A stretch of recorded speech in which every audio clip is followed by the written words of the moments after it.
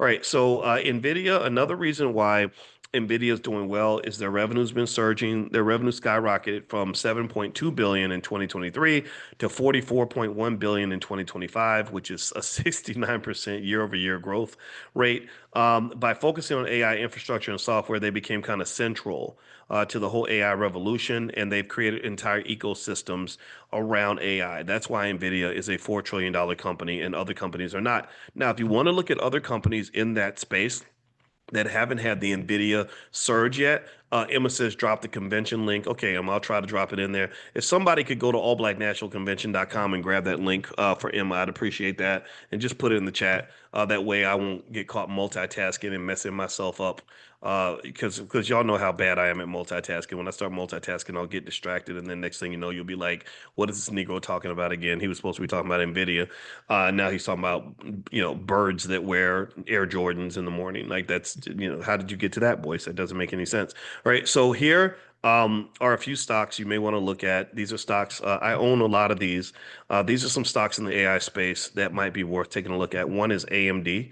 AMD is really trying hard. AMD is like the little brother of NVIDIA, and they're kind of hating. They're kind of jealous right now.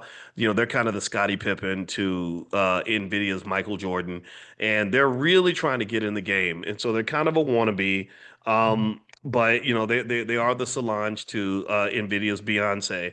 But there are a lot of people that believe that AMD, which I'm buying shares of AMD right now, could have a run up because what's happened is that the demand for AI has grown so much that a lot of people believe it's just going to be an industry where everybody eats, where literally even the companies that get the leftovers that Nvidia doesn't want, that these companies are going to eventually benefit. So I'm going to buy a little bit of a stake in AMD because I like AMD a lot as a company. Another great company is Broadcom. That ticker symbol. So AMD's ticker, by the way, is AMD. AMD. Broadcom also is emerging as a big player in the making of custom AI chips. So they are also expected to capture about 11% of the AI accelerated market by the year 2030. So Broadcom, AVGO might be a company to add to the portfolio. I'm not going to buy any shares of Broadcom because I'm not as inspired by that stock. But here's the one that does inspire me: Google. If you want to know who the gangster of AI is, but they walk softly and carry a big stick, it's Google, Alphabet. They now I don't know what their future holds because they've got some issues in terms of antitrust and stuff like that because they've almost gotten too powerful. But Google's just such a great organization in terms of how good they are at AI. They're just amazing. I'm buying shares of Google right now because I need to add more to the portfolio. But I'm telling you, Google Googl is the ticker symbol. Somebody type in the chat Googl.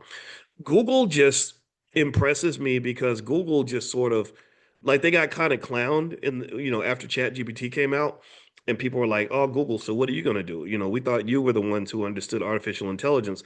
And Google was like, they were kind of like, "No, bitch. Like we've been doing this stuff since 2010." Like that's how Google's attitude was. They were like, "No, this is our territory." And so then Google tries to come in, and I know that's just me. That's what goes through my head. Like, no, biatch. Anyway, I'm so ghetto. Anyway, so Google steps out and they released their chat model, and it was garbage in a way, right? Because they were trying to be too politically correct.